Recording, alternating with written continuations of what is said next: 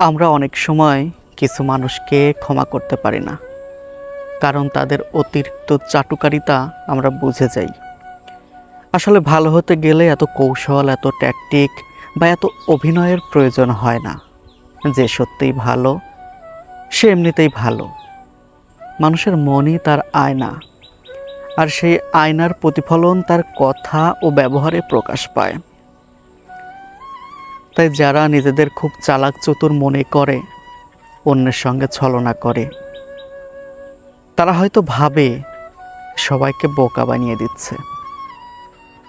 কিন্তু একজন বুদ্ধিমান মানুষ খুব সহজেই সেই কৃত্রিমতা আর মুখোশ চিনে নিতে পারেন।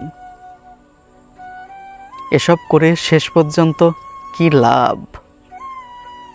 জীবন কখনো শর্টকাটে চলে না। সাময়িকভাবে সুবিধা পাওয়া গেলেও সততা, বিশ্বাস আর সম্মান কখনো প্রতারণা বা চাটুকারিতা দিয়ে অর্জন করা যায় না। মানুষের আসল পরিচয় তার চরিত্রেই প্রকাশ পায়, অভিনয়ে নয়।